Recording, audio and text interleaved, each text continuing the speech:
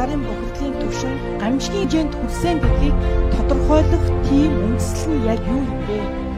Одооноос нэг 2 жилийн өмнө бол Монгол Ардын намаас ингэж одоо энэ төрийн тэргүүн хүн өөрөө ийм хутуур байдлаар орж ирээд байгаа явдал бол энэ Монголын ард түмнийг сайнаар нөлөөлөхгүй шүү.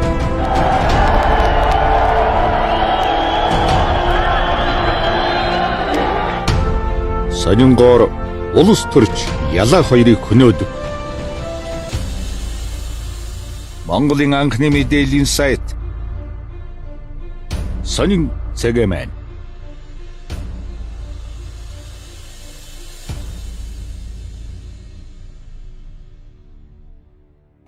Хэвтүүлшлийн хурал хийж байна.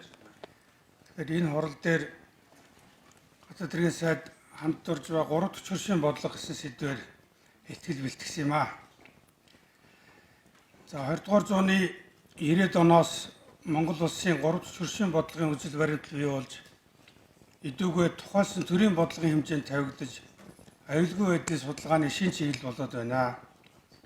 Монгол улсын хувьд хоёр их гүрний дунд орших сэрэг эдийн засгийн чадварт ороо хүн ам цөөтэй зэрэг газар зүй үндэсний аюулгүй байдлын онцлогоос үүдэн 3 төчөршийн бодлого урган гарч ирсэн байдаг.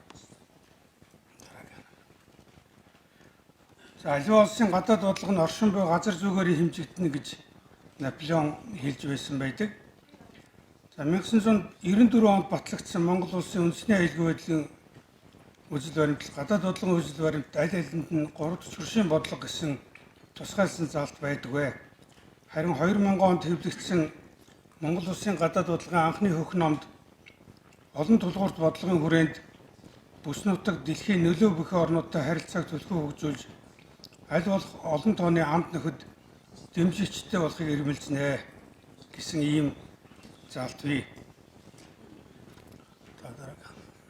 2011 онд шинжлэн батлагдсан гадаад бодлогын үзэл баримтлал Америкийн нэгдсэн улс, Япон, Европын холбоо зэрэг өрөнд орны улс холбоотой 3 төчөршийн бодлогын хүрээнд түншлэлийн харилцаа хамтын ажиллагааг өргөжүүлэн хөгжүүлэхээр анх удаа бодлогын хэмжээнд зааж өгчээ. Үзэл баримтлалаас харуул 3 төчөрш гэдэгт өндөр хөгжилтэй ардчилсан тогтолцоотой улс холбоодыг хамруулж байна.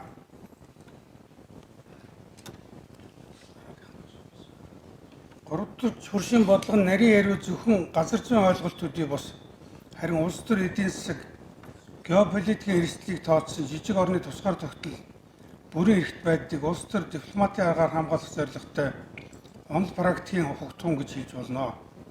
Монгол улсын хувьд түүхэн сургамжаас үүдэн гарсан мөнхийн хоёрхан хөрштэй газар зүйн онцлог байдлаа нөхөх геополитикийн хүчний тэнцвэр барихын тулд өрөнд орны ардчилсан хөгжингүй орнууд болон дэлхийн бодлогод нөлөө бүхий холбоо субъектыг татан оруулсан өргөн хүргээтэй ойлголт гэж үзнэ. За миний ихтгэлийн гол одоо хэлэх гэсэн санаа бол 3 төчөршийн бодлого гэдэг маань эцсийн эцэст Богдаанд Монгол улсын гадаад бодлогоос үүдэлтэй их усүрт юм аа гэсэн энэ одоо зүйлийг нотлохыг хичээж байгаа юм.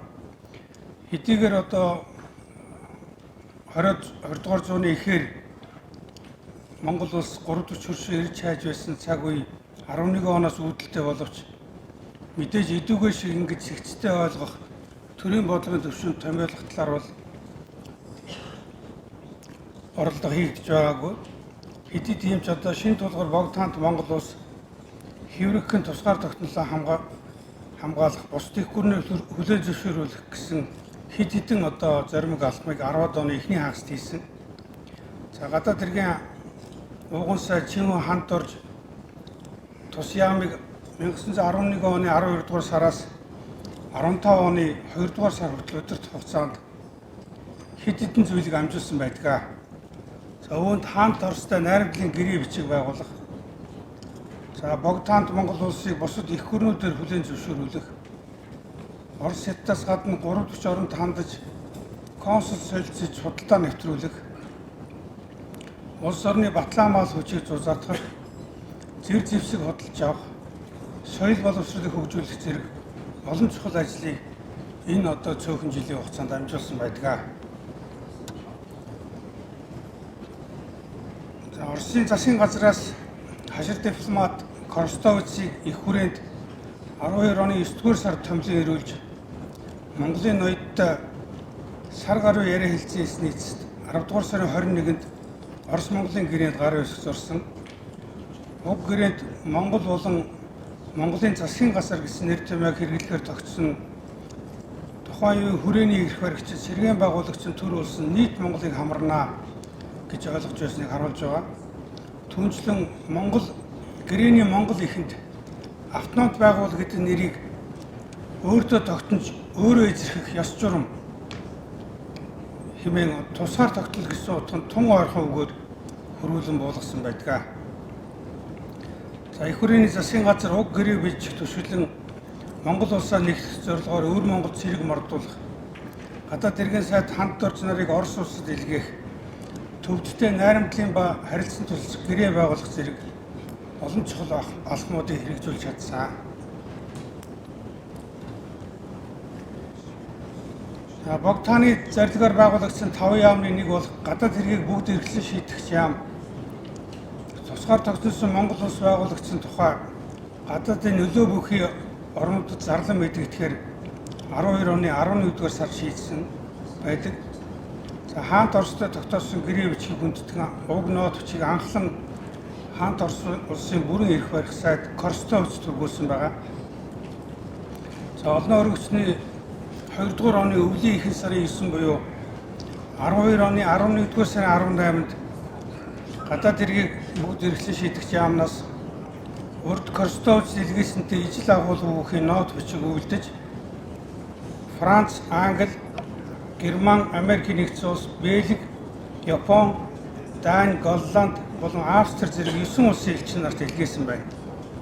За уг нот бичигт харилцан гэрээ байгуулж худалдаа нэвтрүүлж улсын найрамдлыг зузаах муу гэсэн саналыг дэвшүүлсэн байдаг.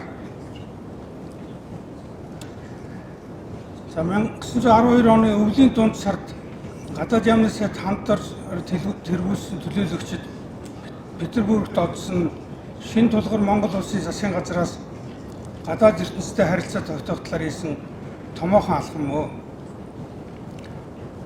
Төлөөлөгчид хаант Оросын эрх баригчтай уулзаж амин чухал асуудлаар ярилцсан хийснээс гадна Петербург дэх гадаадын хэд хэдэн улсын элчин сайдтай уулзсан хэлхээ холбоо тогтоох, улмаар Англи, Франц зэрэг орнуудаар очиж найрамдлын гэрээ байгуулах зорилгыг хамт орчин онд давхар даалгасан байдаг. Монгол улсын засгийн газрын төлөөлөгчдийн айлчлалын зорилго нь нэгдүгээр хоёр улсын хооронд тогтсон найрамдал харилцааг баттгах, хоёрт 12 оны Монгол-Оросын найрамдлын гэрээ бичигт тусган батлуулж чадаагүй Монголын талын зарим саналыг сэргээн тавьж шийдвэрлүүлэх, гуравт өвөр Монголыг хятадын зэргээс хамгаалж нэгдсэн Монгол улсаа байгуулахад тусламж авах, дөрөвт нь бууз зэвсгийн тусламж авч батлаамаа холбогчид зузаадах, тавд нь Англи, Франц зэрэг гадаад улсуудад улсын бичиг хүргэж найрамдал худалдааны харилцаа тогтоох ийм зорилго тавьж айлчилсан байдаг. Чингүн хамт орж нар Европын нэр бүхий 5 улс, тухайлбал Франц, Англи, Герман, Бельги, Голланд тийм эзэн хаадад хандсан тусгай бичгийг авч явсан. За Петербургт тэдгээр улсын элчин сайдын яамтай холбоо тогтоох. За болвол бүр тэдгээр улсууд айлчлах тийм зорилготой байсан. За одоо үндэсний төв архивын сан хөмрөгт хадгалагдж байгаа энэхүү одоо 5 орны эзэн хаадад хандсан бичгийн бүрэн их нь энд байна. За энэ бичигт бол одоо идүүгээ тусгайлан гадаад яамны эрхэлсэн сайд Чингүн хамт орж сайд Бэс ширнэн дандан нарыг томлон улсын бичгийг хичээн өргөж хургуулж байна. Ингээд одоо их хааны амгаланг айлтгаж хоёр улсын үр цайнаар найрамдаж ард төмөн урт удаанаар их төвчнөр одоо найрамдахыг хүсэж байна гэсэн ийм утгатай улсын бичгийг авч явсан байна. За Чингүн хамт орж тэргүүтийн төлөөлөгчид хаант Оросын гадаад яамны сайд Сазоновтой уулзаж удаа дараа уулзаж хэлцээ хийсэн. За 13 оны 1-р сарын 29-нд уулз явцад бид одоо Франц, Англи зэрэг хэд хэдэн улсын элчин сайдтай уулзаж улсын бичиг, бэлэг сэлт хүргэн найрамдлын асуудлыг хилцэх даалгавартайгаа дуулгасан байна. За Сазонов одоо янз янзаар хориглон ятгах, ухуулах үг хэлсний эцэст дурамчхан зөвшөөрж байсан. Ингээд төлөөлөгчид хэлмэр төшмөл цэрэн билийг Англи, Франц, Герман улсын элчин сайдын амд, хэлмэрч Довдоновыг Бельги, Голланд улсын элчин сайдын амд зарж нүүр учрын хэлцэхийг хүснэ. Германы элчин сайдаас бусд нь одоо элдв шалтгаан зааж нүүр учирч хүлээж авахаас татгалзсан. За одоо энэ манай төмөрлөг түүхч сууж байна. Төмөрлөг түүхчийн Францын архиваас олж илрүүлсэн одоо зарим баримтаас үзвэл Петербургт суугаа Францын элчин сайд Монголын төлөөлөгчдийн айлчлалын талаар гадаад хэргийн сайдтай илтгэж байсан баримт Францын архивт байгаа. За өөрөөр хэлбэл тэр 13 оны 1-р сарын 30-нд Францын элчин сайд Парист явуулсан загталтаа өнөөдөр намайг одоо Сазонов ноёнтой уулзахаар ороход тэр сайд идүүгээ Санкт Петербургт байгаа Монголын төлөөлөгчдийг дөнгөж хүлээж аваад уулзж байлаа. Ноён Сазонов над ярихдаа тэр төлөөлөгчд гадаад их гүрнүүдийн засгийн газруудаар Монголыг хүлээн зөвшөөрүүлэхээр явах бодолтойгоо мэдэгдлээ гэж.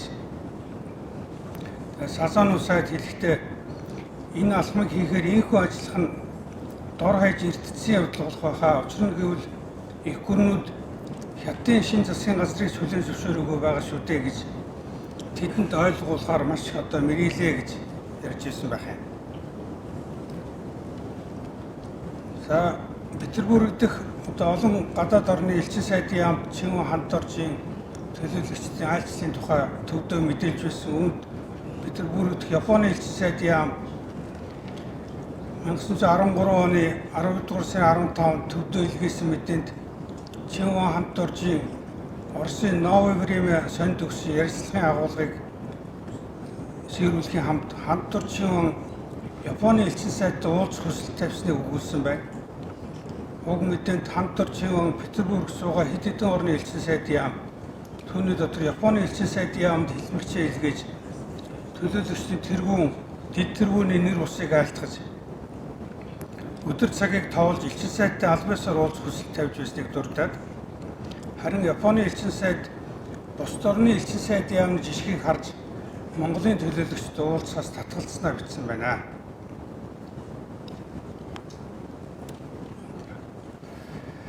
За Монгол улсаас Японтой харилцаа зохицуулсан томоохон алхам нь 1913-14 оны заагаар Японы цог жавхлант эзэн хаанд Монгол улсын бог Жавзандам эзэн хаанаас илгээсэн захиа байдаг.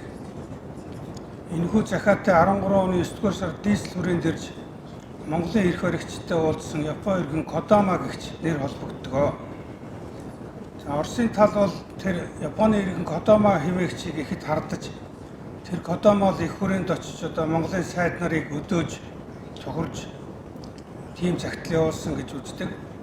За харин Японы засгийн газар бол Кодама хүрээнд ирснийг монголчууд ашиглаж далин болгож захиа илгээсэн гэж үздэг байна.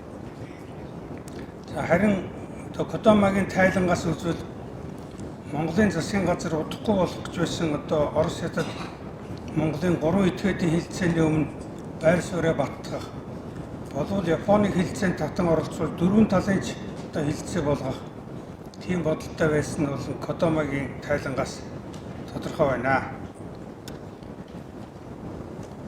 За Япон иргэн Кодама их хүрээнд байхдаа чухал асуудлыг даалгавар цэрэн чимдтэй бос харин ерөнхий сайд Сайн ноён хаан Намнасран гадаад яамны сайд Чингүн Хандорж нартай голчлон ярилцсан байдаг.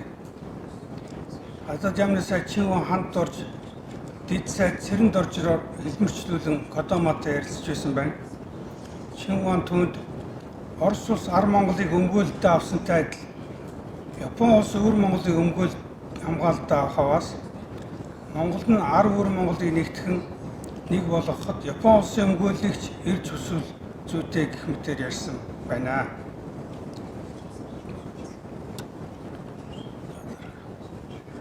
За За 1913-аас 14 оны заагаар ерөнхий сайд Сайн Ноён хаан Намнасран Петербургт очиж хаант Оросын засгийн газартай олон асуудлаар яриа хэлцээ хийсэн байдаг.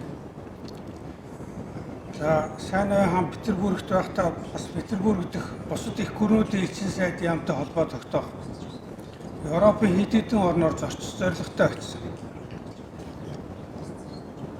За хэдий тийм ч одоо тэр зорилго нь биелээгүй.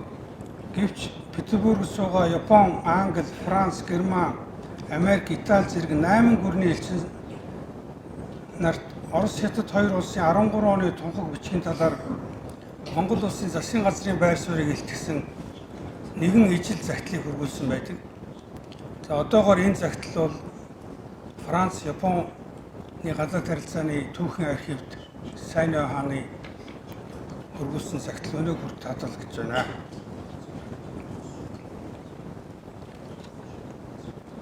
За манай түүхчид бас анзаардгүй нэг одоо зүйл би энэ Батцайхан түүхчийн харин номонд байдаг. 1914 онд Монголын засгийн газар дахин нэг оролдлого хийсэн.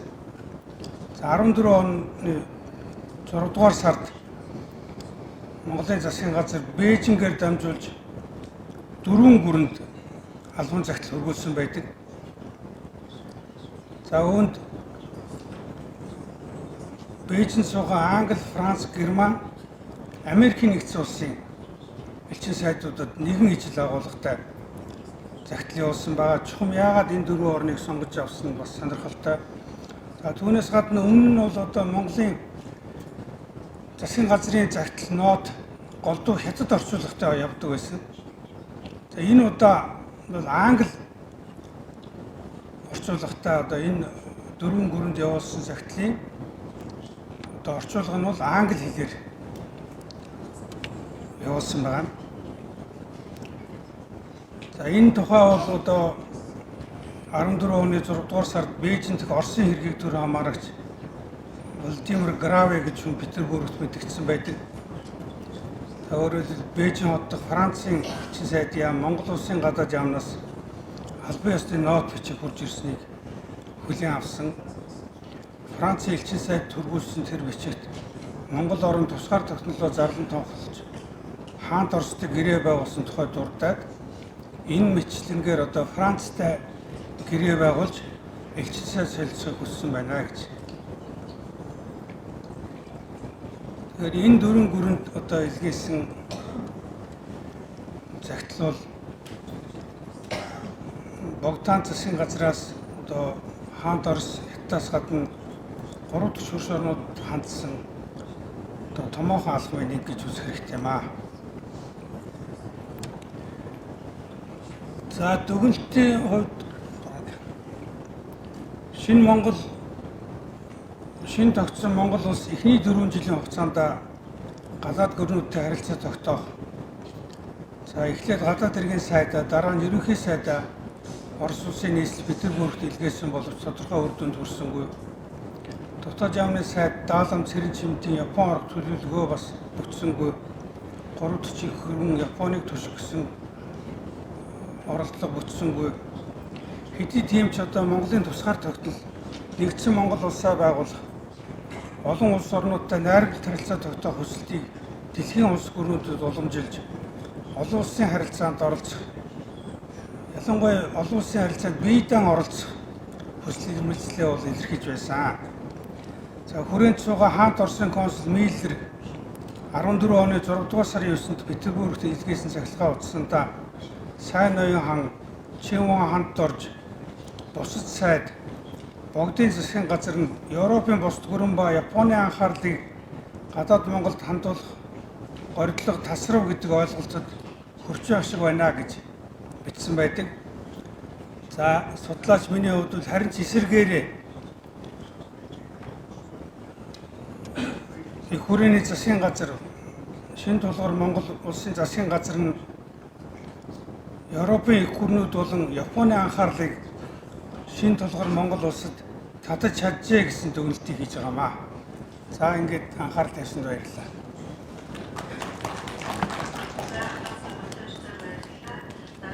Мөнгөний өмнө хууль хүчин мөксдөг байсан одоо хуулийн өмнө мөнгө мөхсдөж эхэлж байна. Шийдэхээс сая засаг огт зурсан баг шинэ засаг гарсан баг.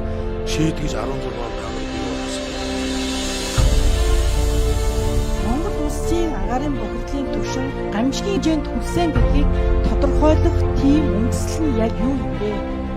Одооноос нэг 2 жилийн өмнө бол Монгол ардын намаас Ингэж одоо энэ төрийн тэргүүн хүн өөрөө ийм хутуур байдлаар орж ирээд байгаа явдал бол энэ Монголын ард түмнийг сайнаар нөлөөлөхгүй шүү.